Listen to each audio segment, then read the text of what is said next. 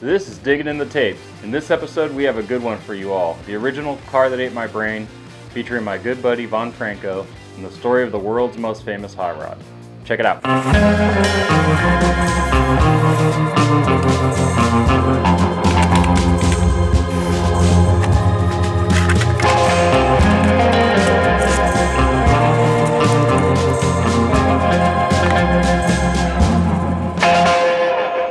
In 2007, Von Franco and I devised a plan to team up and do a film together about cloning Norm Grabowski's Lighnin Bug, an earlier version of what later became the Kookie car.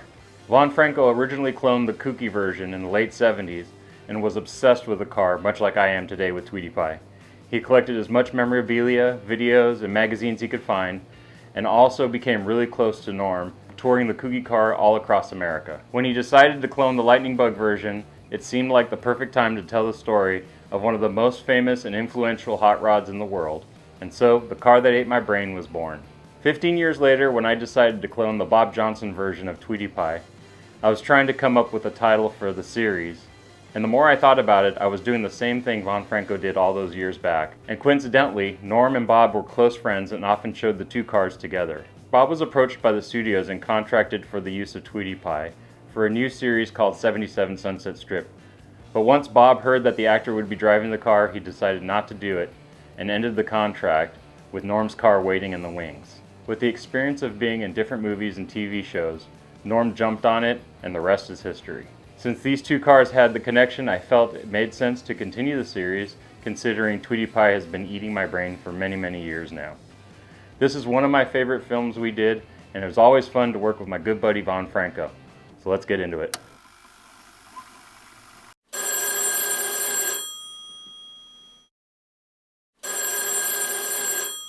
Frankie, answer the phone. Hello? Oh, cool, man. It's on? Alright, bye.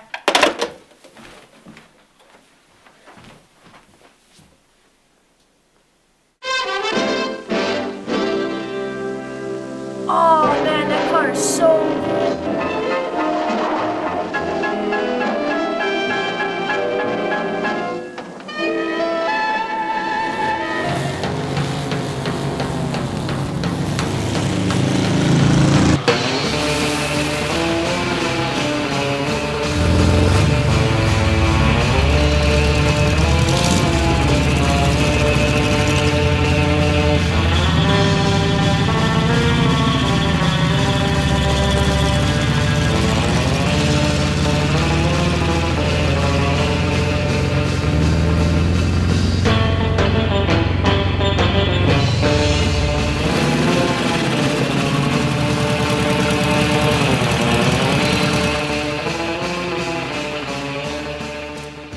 Hi, I'm Von Franco. In 1955, a guy named Norm Grabowski built a little caddy-powered modified T that made a lot of noise in the hot rod world. In 1957, the same car starred in several episodes of 77 Sunset Strip, where it gained worldwide popularity. But in reality, the T was already a star. One of the first of what became a trend called the Fab T.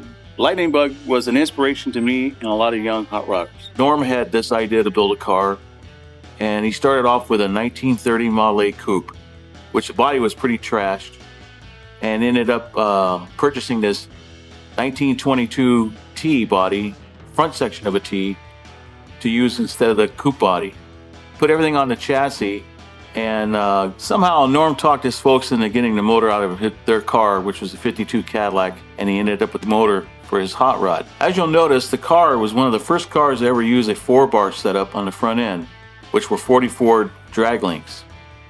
Ted Warbeef, a member of the Torx Car Club, also worked for a body shop in Glendale, California, suggested to Norm that he should put a pickup bed on the car, which would give it a totally different look. And Norm, being Norm, just thought it was cool. As you see here, Norm had the car pretty much well on its way.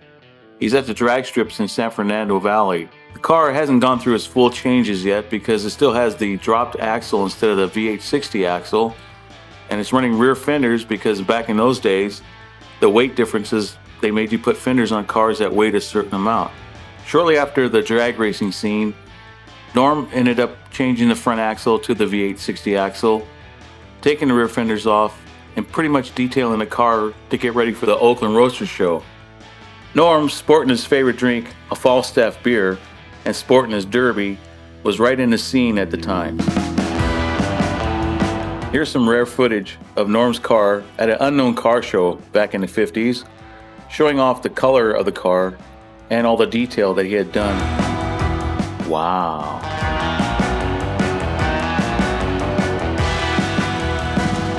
Check out the cool red tuck and roll interior on this car, along with the chrome gear shift and the dice that Norm had made in high school.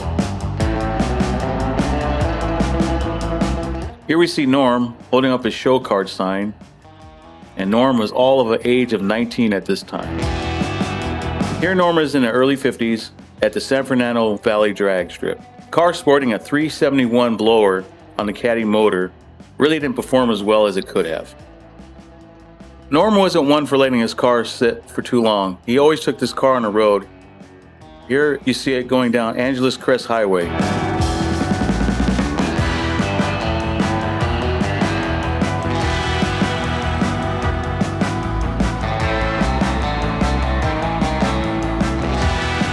The car having such a cool stance, and Norm still sporting that crazy goofy derby of his.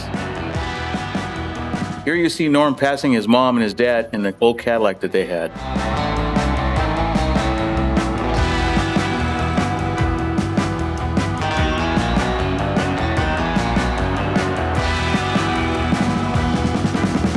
Norm and his buddies were always clowning around. Here you see Tony Friend and another guy always chumming it up in front of the camera.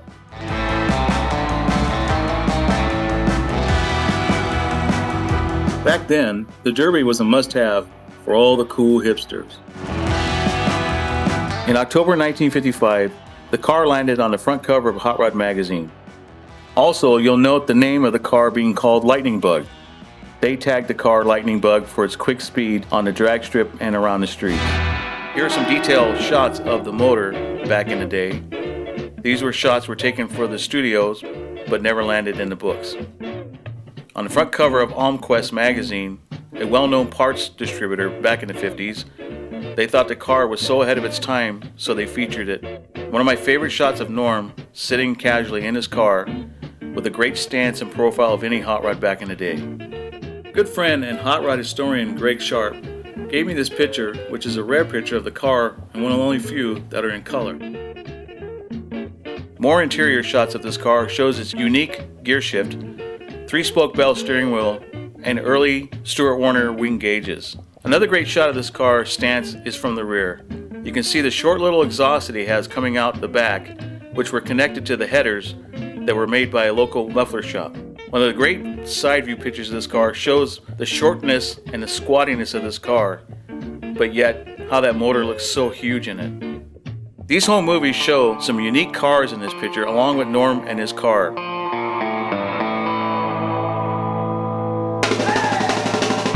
As you can see here, Norm not running the blower anymore, is now running 4 carburetors on a Horn manifold, a Jackson rotaphase ignition, and Offenhausen valve covers.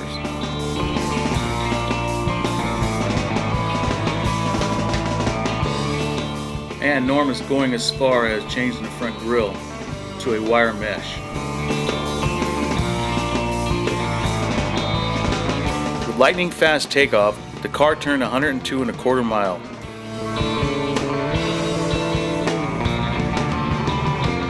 Nothing gets better than this footage here at the San Fernando Drags in the 50s of how it really was.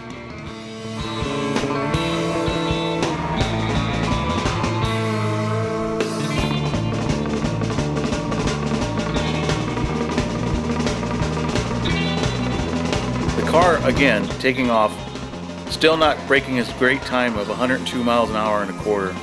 Norm kept trying all day. He also was a big clown on the strip as well as off the strip, joking around with his friend.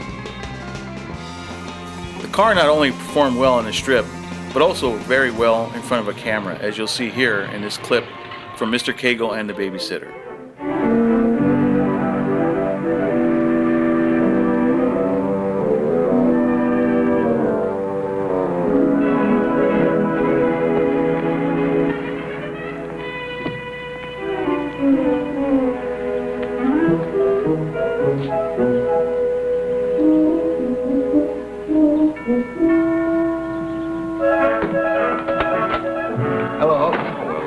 are you headed? Well, I thought we'd have an early dinner and then take a little spin.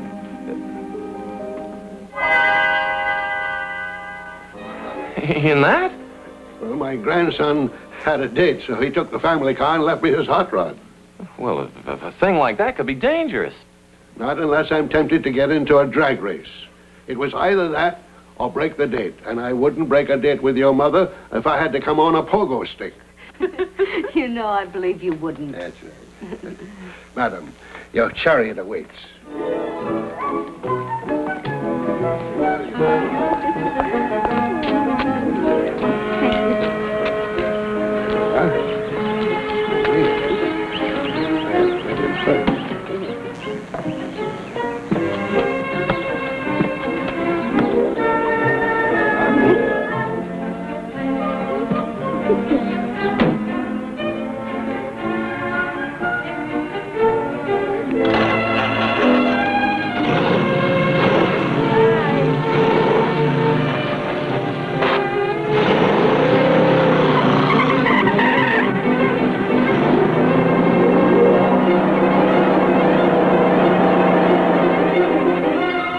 Wonderful view.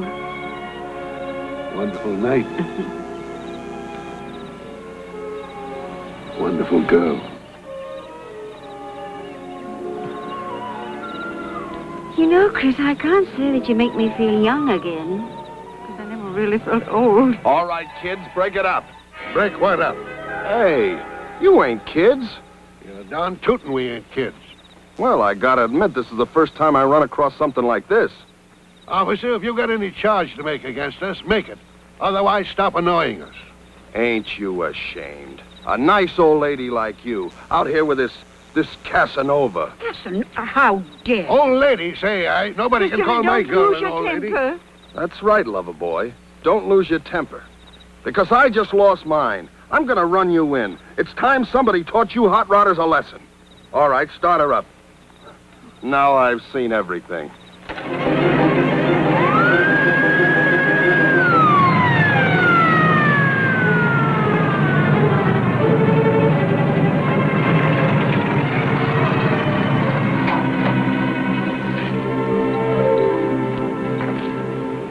You again.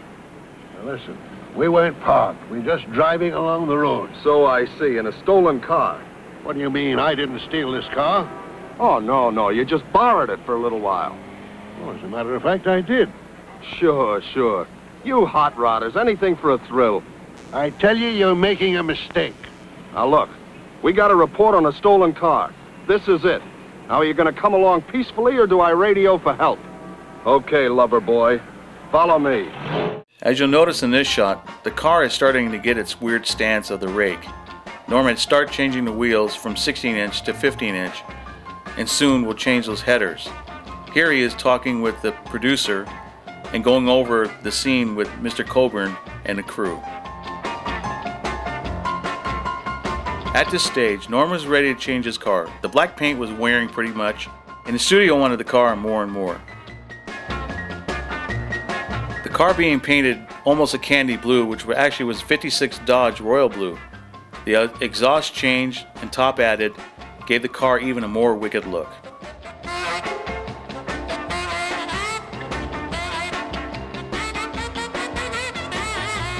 Adding a top to the car meant that they had to change the windshield post. They didn't end up changing the post, they just added pieces to it to fit the top.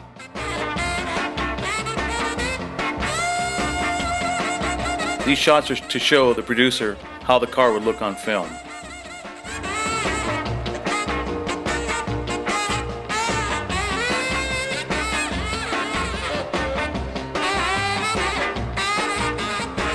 Getting it ready for the shoot of a TV show called Wire Service. Norm had to show the producers a car, as well as give the actor a ride in the car.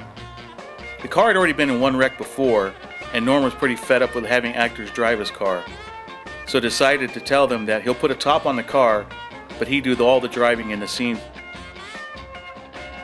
Norm showing him how the car handles on the road. By then the actor himself knows that he could not drive this car at any time. In 1956, the car was first featured on a TV show called Wire Service. Power over in my own vehicle. Meet you there. The episode was called The Deep End. Only 4 carburetors? Norm wasn't too happy putting a wolf's head on his car, but he figured any way to get the car in the studios would work for him.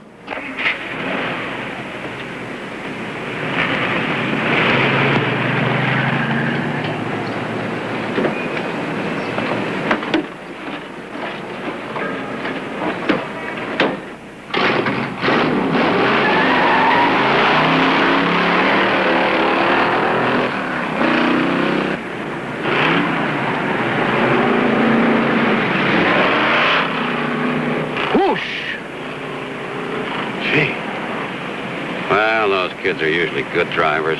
You know, young, quick reactions. They scare me. They scare me, too. Let's face it, Tom, we were that way once. Maybe even worse.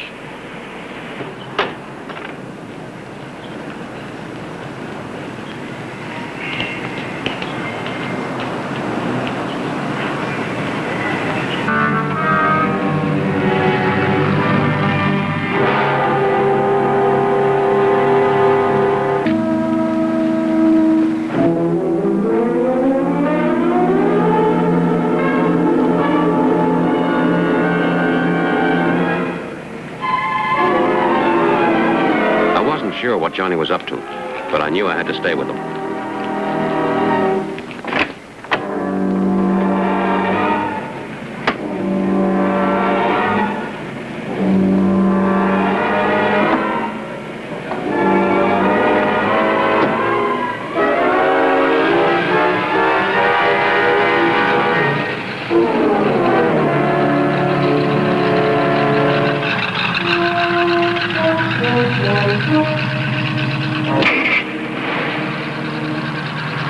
To make sure of not attracting attention, I kept my lights off and followed.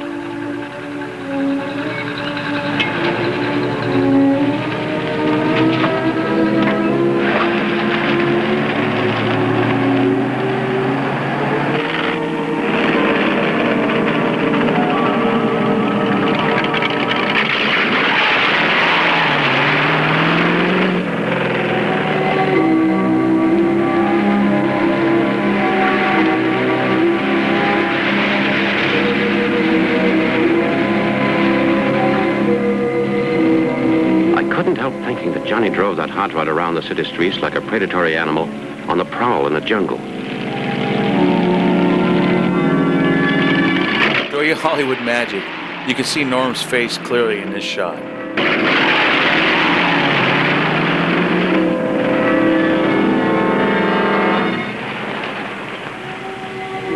Moving gracefully, effortlessly, waiting for the moment to pounce.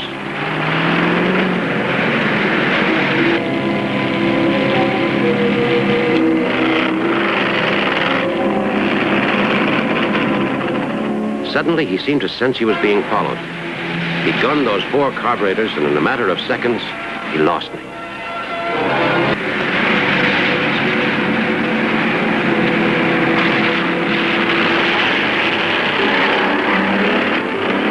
When I heard that motor roar, I knew he was behind me.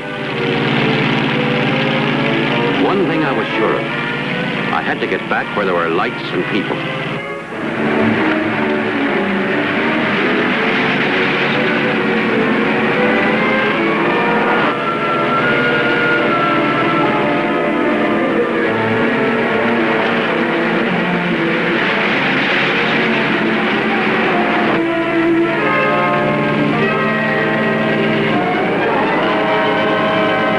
That was enough.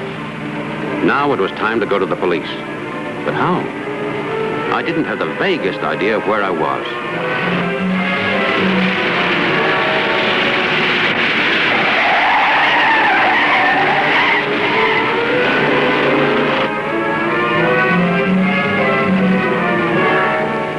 I lost him. But why?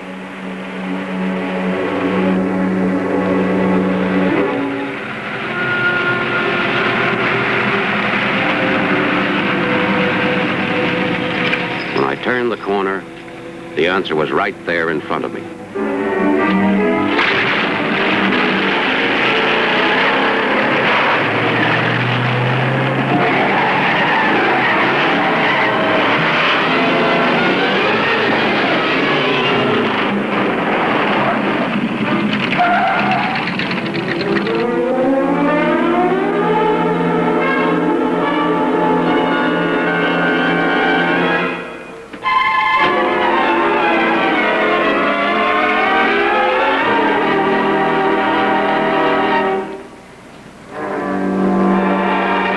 realized then that Johnny had skillfully herded me exactly where he wanted. This was where I was supposed to be. A sheep led to the slaughter.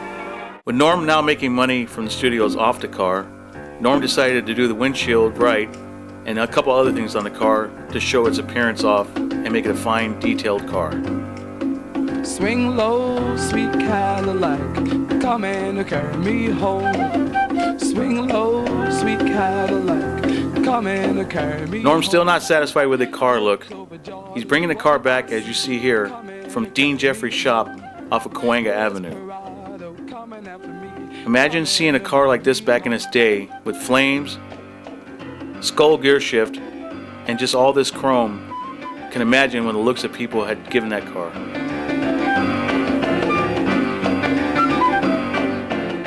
Norm tooling the Hollywood Hills, gunning his engine through the canyons, just dug driving that car.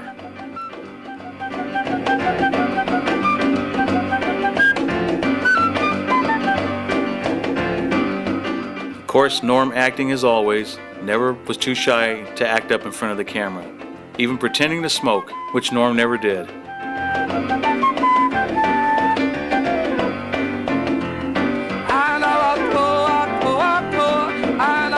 You can see here how the car had such a great stance and with a great low profile. Also notice that the exhaust in the rear by the pickup bed was bent, pre-77 Sunset Strip.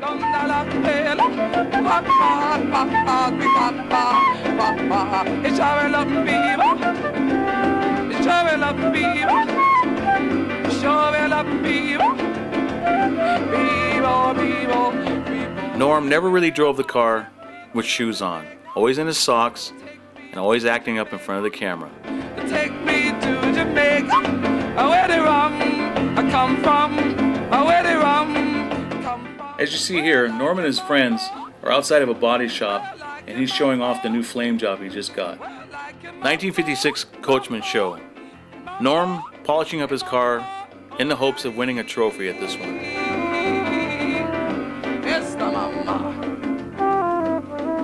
Swing low, sweet Cadillac.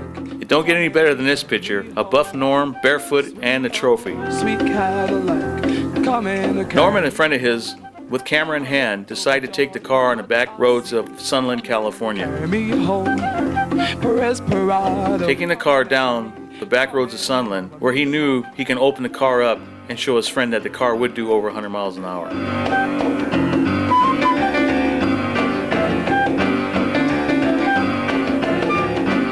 Check out the Stuart Warner gauge. Pegging it over 100 miles an hour, Norm and his buddy were just hauling ass.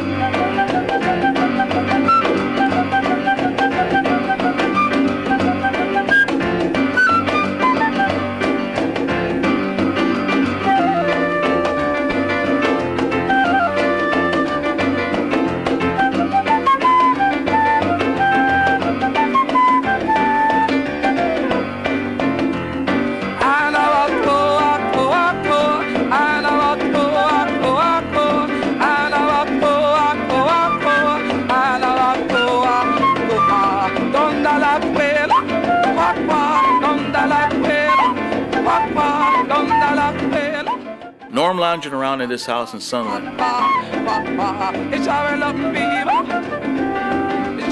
And always clowning in front of the camera.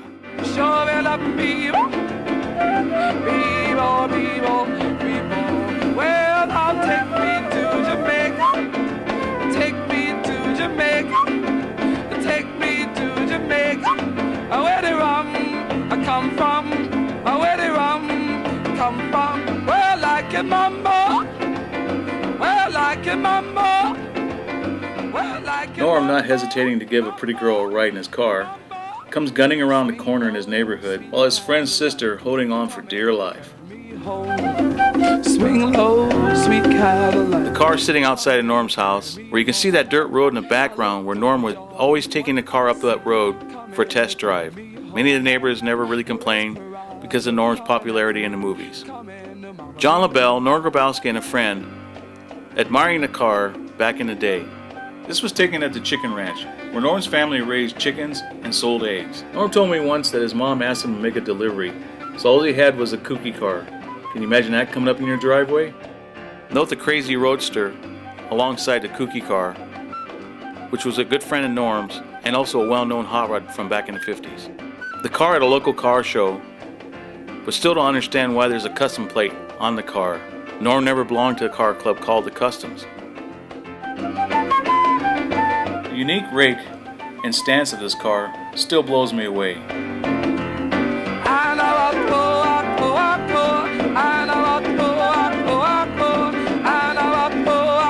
1957, Norm landed his second cover for Carcraft magazine.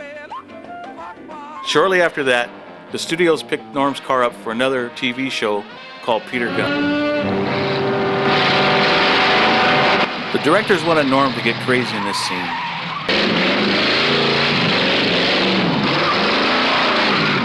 He also almost hit the camera and wiped the guy out. Also note when the actor opens the door, he slams against the header, adding to many of the dents it will see in the future. No good if we make it look like an accident. Here's what started it all, 77 Sunset Strip. Although the show was as popular as it was, the car wasn't on as many times as people might have thought.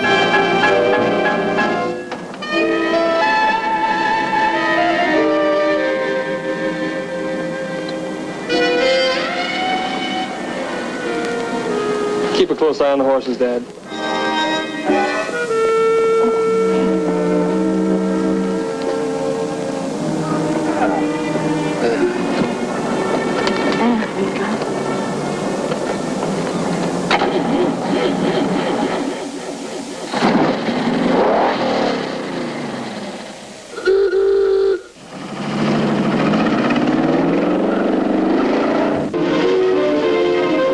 Actor Ed Burns became very comfortable with the car. Norm even loaned him the car now and then to take down that Sunset Strip.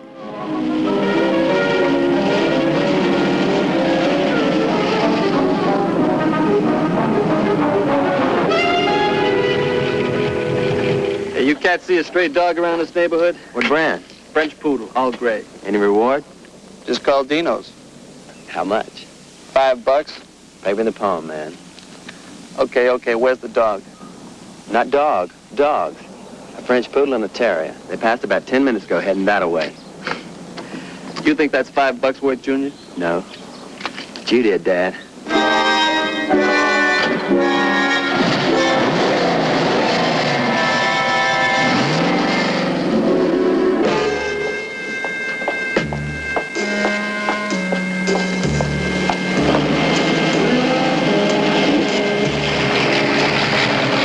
What are you doing here, Cookie? Troublesville.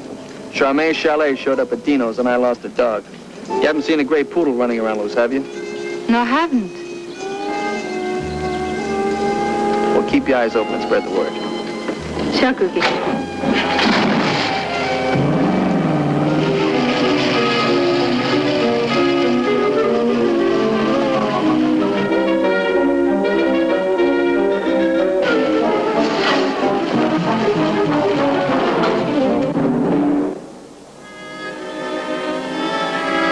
Shoo.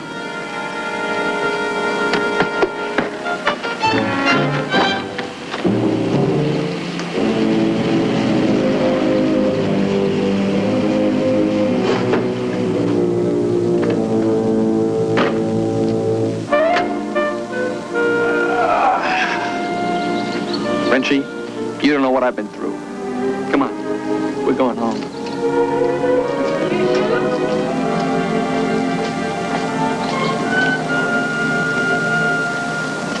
So you found the dog? Yeah, that's right. Who are you? Police department. We've been chasing that mutt ever since they filed a report. Thanks, citizen. You can call it a day. You too. We'll take her back to Miss Chalet. If you don't mind, I'd like to do that myself. Afraid not. We have our orders. If it's a question of a reward, I'm sure they'll take care of you. It isn't. Just give us the dog. Would you mind calling Captain Bradford to ask him if it's okay? No point. Captain Bradford told us to pick up the dog personally. You boys wouldn't mind showing me your shields, would you? Sonny, we're wasting time. Maybe. I'd still like to see some identification. All right. How's this? Cookie? Oh, you found her, didn't you? That's wonderful. Yeah. Miss Shelley would be so happy. And the police. Seems like they've got police cars out all over town. Come on, I'll drive with you to Miss Shelley's hotel. The car got a lot of wear and tear on the Sunset Strip series, as you'll see the gear shift falling off on the floor.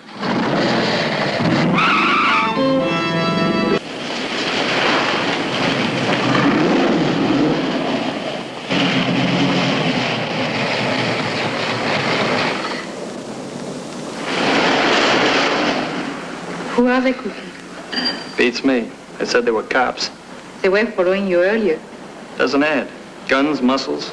Even if they were dog nappers, they wouldn't take this chance. What are we going to do? I think we better call Jeff. Okay. Hold on.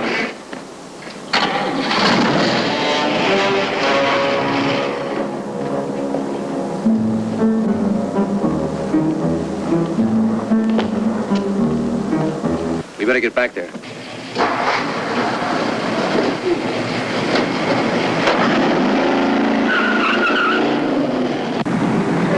Looks right smart, old boy. Let's see, did I tell you to polish it? My own idea. The beam came to me high and clear. Oh, you're just doing me a favor? Well, I always thought you had a kind face. You know, it's a pity I don't have a date tonight. I'd be irresistible. Well, now, that's a coincidence. I do have a date. You don't say. Uh-huh. All right, you take it. You be irresistible. Thanks, Dad. You want to use mine? It's gassed up and ready. Thanks. I'd rather ride a tiger. Now, come to think of it, that is a tiger.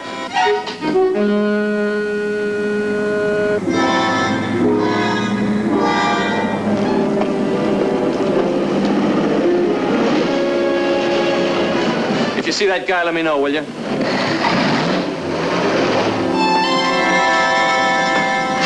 Thanks again, Stu. Thank Chick. Oh, I only helped a little. Couldn't have done it without you. Kookie ought to be grateful. Maybe he'll even reform. Oh, no, not yet. Keeping him on ice. If anybody else found out he had any good qualities, well, some other nice girl might come along before I was ready to graduate.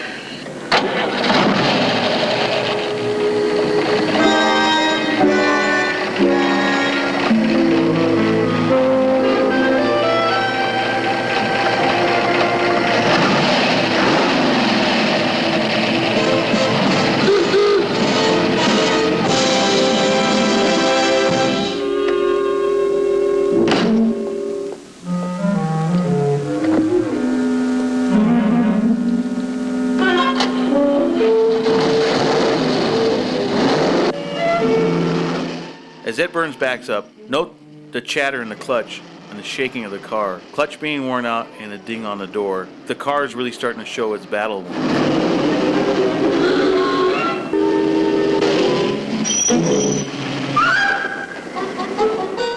When Norm first took the car to the studios, it had a skull for a gear shift.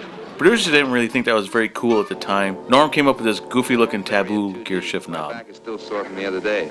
And leave a knife slit about shoulder high on the tree so I can spot it. Clean up all the loose dirt. Tell me something. How come I do the ditch digging while you run around with the good-looking chicks? We all have to serve our apprenticeship. Are you sure Sam Spade started this way?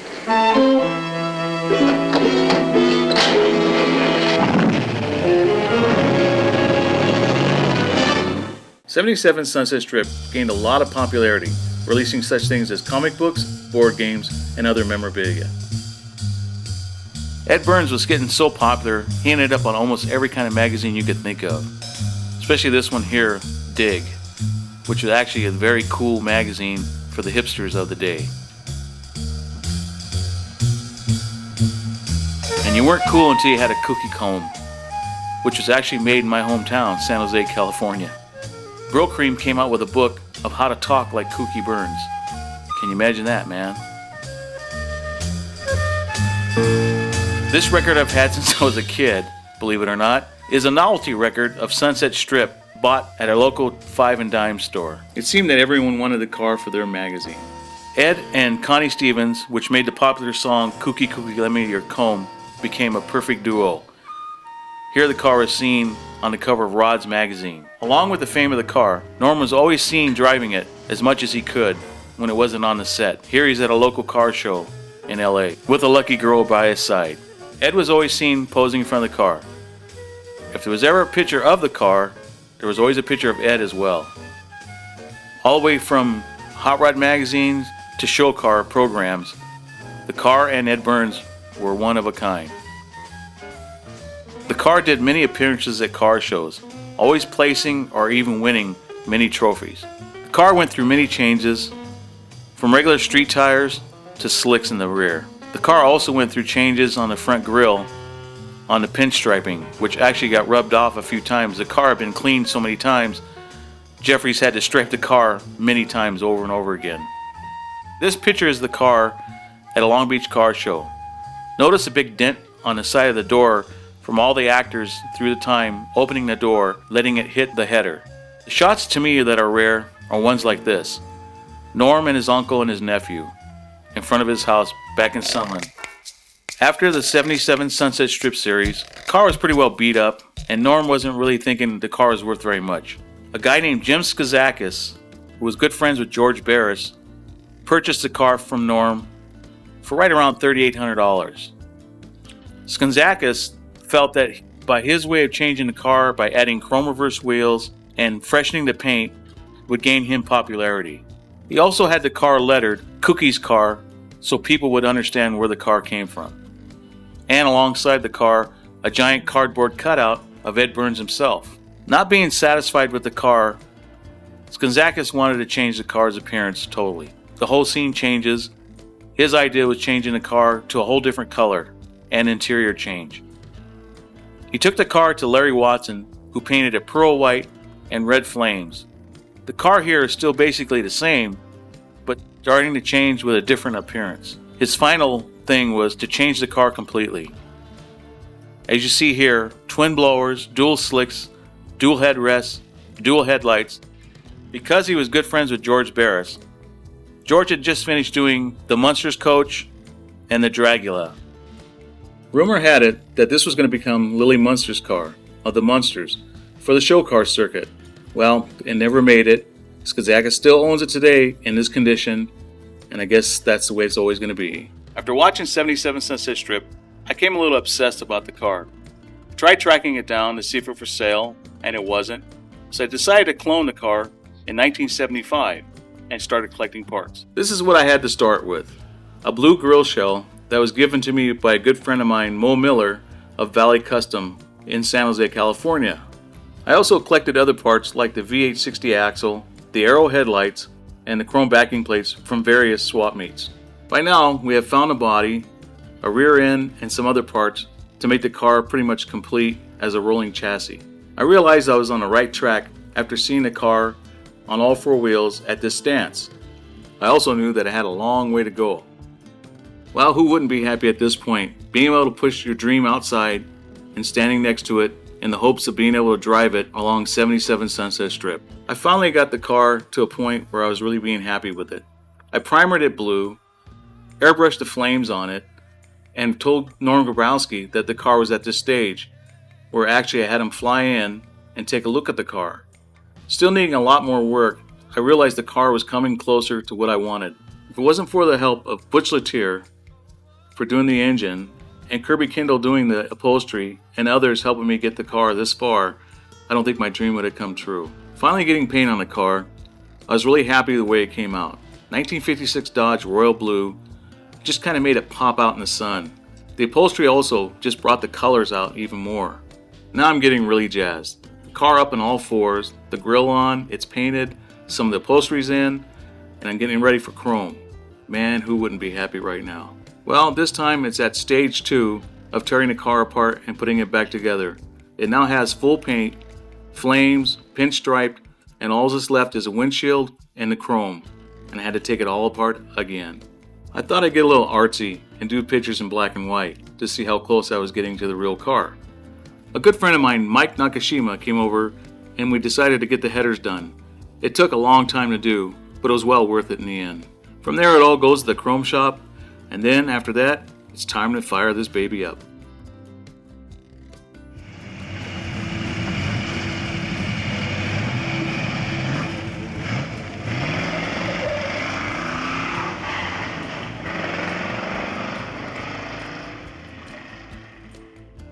It was now time to fulfill a real dream. Robert Williams had invited me to his house, telling me that if I was able to bring the car, he'd have a big party for me. And boy did he. There were such people as Jim Jacobs, a guy named Catella with a 32 Roadster that's next to my car, and even Too Tall Ganal was there. Pat Ganal also asked if he can go for a ride in the car. I decided sure, if he fit in it. By the time he got his long, lanky legs in the car, we zipped down the road, and he was really impressed at how smooth the car ran and how fast it was. As the party started winding down later in the day, I told Robert Williams that I was going to go grab Ed Big Daddy Roth. Robert proceeded to say, "If you can get that you-know-what over to my house, I'll believe you then." Well, I did. I brought Ed Big Daddy over there, and Williams pretty much ate his words. Well, then he said, "What are we going to do later?" We all ended up, Jim Jacobs, Tony Thacker, myself, Big Daddy Roth, Robert and Suzanne Williams, all headed out to go cruising that night down Hollywood Boulevard. One of the stops was in front of Dino's Drive-In, where they filmed 77 Sunset Strip. It was also a nightclub at one time where Dean Martin had owned, and they'd used it a few times for the show. Well, it was pretty cool. The place is going to get run down, and it was going to be tore down soon. So there's a big chain link fence in front of the place, and I walked around the corner to see if I can pull the car in the back. Well, as I walked back, Ed Roth had yanked the chain off the ground, and Williams and everybody proceeded to laugh and say, "Hey man, go for it." I then backed the car up in position, just like it was, man. 77 Sunset Strip all over again, only this time it was my car. And everything was really cool. We had a great time that night, racing around Hollywood, kind of getting in trouble a little bit, but it was well worth it. I even kept Ed Roth up till 4 o'clock in the morning. It was a blast, man, and I'll never forget that night.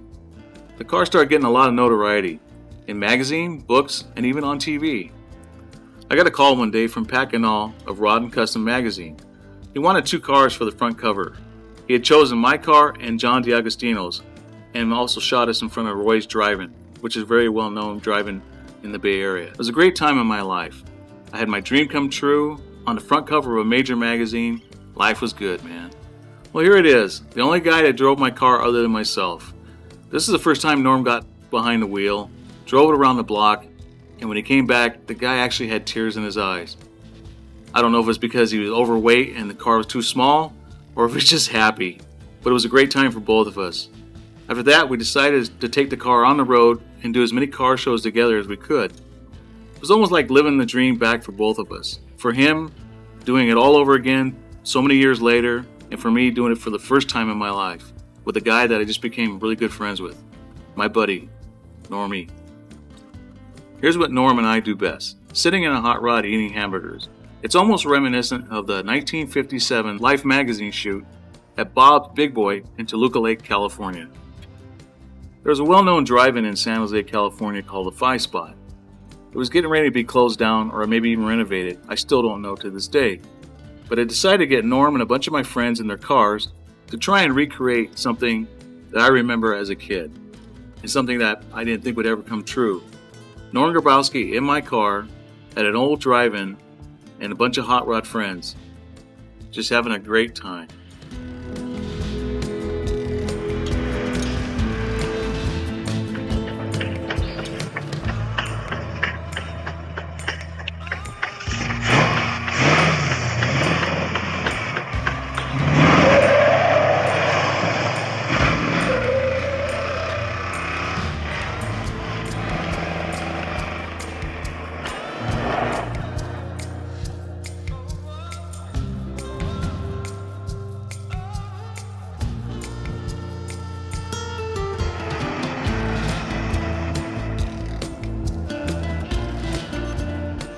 Well, there it is. One of the last times I was able to drive my car. All good things have to come to an end. But what the hell. I ended up selling the car to a guy named John LaBelle, which later on we became very good friends. And he still has the car as of today. Man, I sure regret selling that car. It was the best part of my life at that time. Well, life goes on, and so will I. After selling the Kookie car, I always tried to replace it with other cars, and it never did get that niche for me. So a while back I found out that the headers on the original car were for sale. I ended up with them, and it was my basis to start to clone the Lighnin Bug. Well, this is what I had to start with. I was asking around for a 1922 front section of a Touring, and I was up in San Francisco visiting a friend of mine, Gordon, of Gordini's Garage. Well, he said that he may have a body up in the rafters, and I decided to go ahead and take a look. Well, we started digging around some parts, and sure enough, I saw the back half of the body. I knew it was the right one. How good a shape it was, I didn't know that until we pulled the rest of the car parts off of it. It was pretty bad, but I've seen worse. Now that I had this jewel of a body, I had to find someone to help me out as far as getting it back into shape. Well, the only guy I knew that can actually do it was the same guy that helped me on the other car, and that was Dan Siegel. Well, now Dan lives in Clovis, California, and I told him about the project, and he says, well, let me see the body. I think if the guy was any older, I'm sure he would have had a heart attack. Well, after a little persuading, Dan finally took on the job. He had to build a special jig to support the body because of its flimsiness. The jig also worked as a support for the door to keep it in line. On that year T, they only had the door on the one side, and that was the passenger side. Dan grafted the back of the pickup bed on and started finishing up the rest of the welding to get the car strong enough so we could do a mock-up. Having flashbacks of the old Kookie car, this one started doing it for me all over again. We started putting the car somewhat on jack stands and putting tires in place, and I even found a motor from the guy across the street, which is a good friend of Dan's. His name is Jim. By then we had the motor in and even decided to try to put the headers on and see how they fit. Even at this stage, I still started getting chills all over again. After outgrowing Dan's place, we ended up taking it over to Mark Skipper's garage, who lived up the road, and with the help of Kevin, Gordon, Bruce, and Jeff, we got to work. We want people to think that we buy our parts brand new, you know, from your local hot rod shop. There you go. That's my key guy, Bruce. Mr. Grease.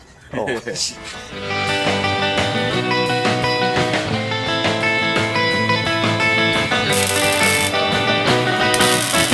I am making the tranny mount for this car. It's kind of a fly-by-night thing, but we're just kind of going as we go. So it should be strong. He can hammer it and won't break. You got that on film, and now you can assume my ass when he dumps the clutch and the tranny falls out of it. This is what we're trying to accomplish right there. All right.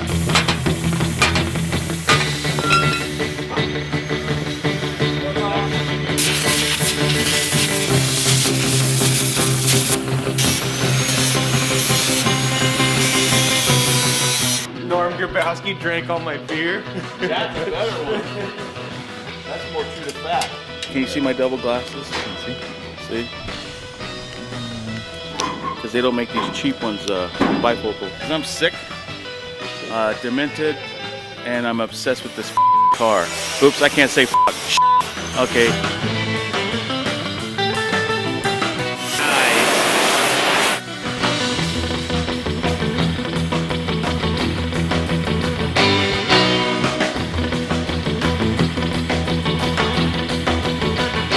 This guy. Yeah. Thanks, man. And yeah, you can see the camaraderie going here for Franco's project. So. Baby, the Viagra's working.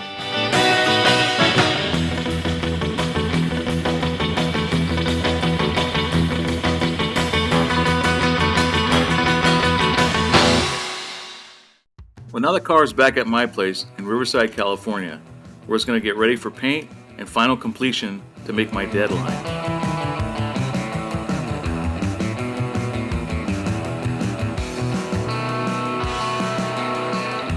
Okay, today is May what? 17th. May 17th? Yeah. I've got about a month to go to have this car ready for the Father's Day show in Pomona, June 15th. And for all you guys who are shaking your head, I am too. So, I don't know where my motor is. My heads are shot. The chromer still got more of my crap. My windshield took a shit. And at least the car will look halfway cool. So I'm going to do it as best I can. The headers that I have for the car are actually the original headers off the car in '54. They came up for sale about 6-7 years ago. A friend of mine, John Beatty, bought them, and I knew he had them for all these years. And I kept asking him if he wanted to sell them, and never wanted to sell them. He was going to use them on another car. And then I came up with this project here, and I asked him again, and he thought about it and says for that kind of a project he would sell them to me. And he did, and I thank him to this day that I was able to get these original headers off the original car.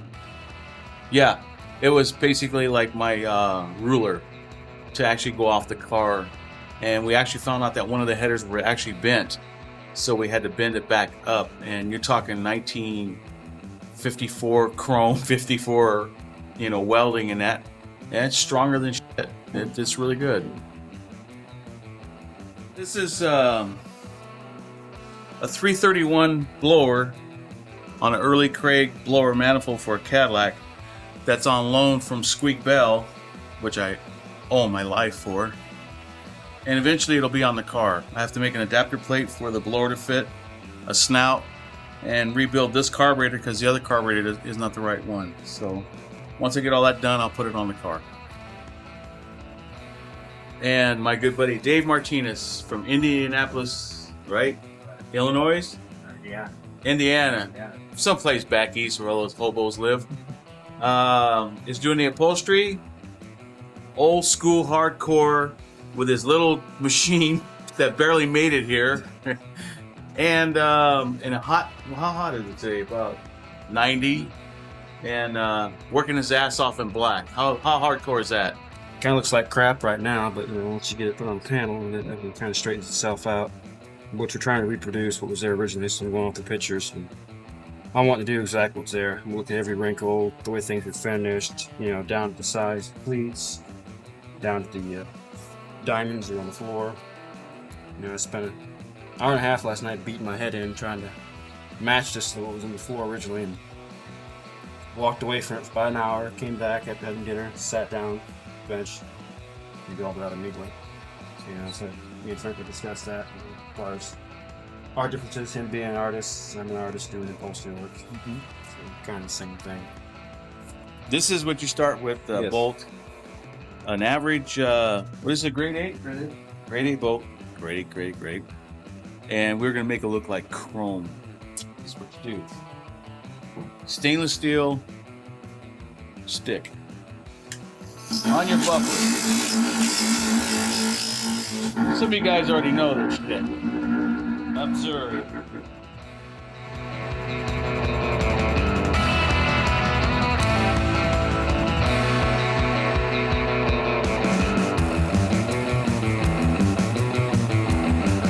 Chrome Shop's going to charge you so much money for that. Isn't that amazing? Fantastic. Chrome for cheap.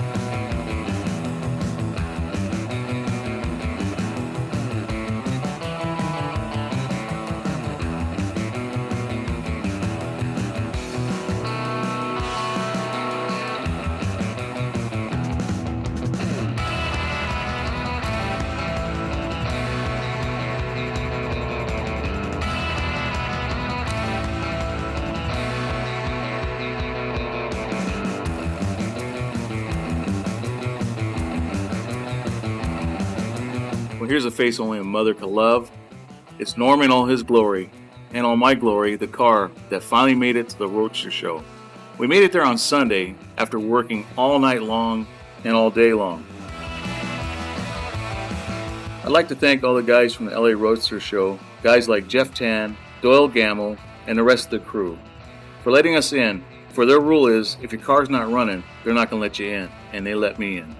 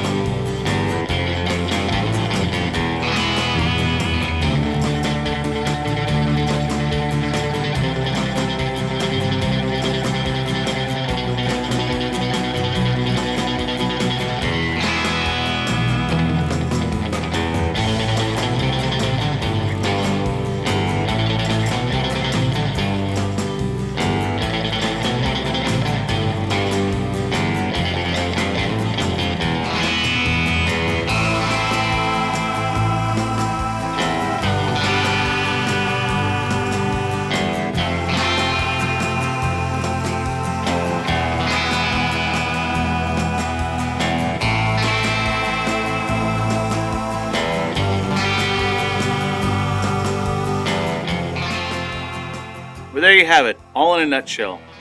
Cars of my life and Norm's life, and bringing cars to people that probably would never get a chance to see them. So we hope you enjoy, and thanks to Norm Grabowski, my idol. Innsville.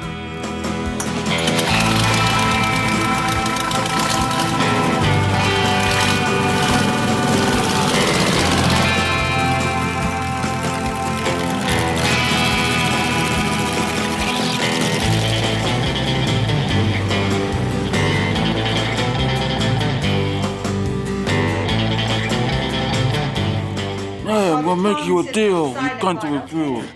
You understand? Talking to me, I'm breaking your face.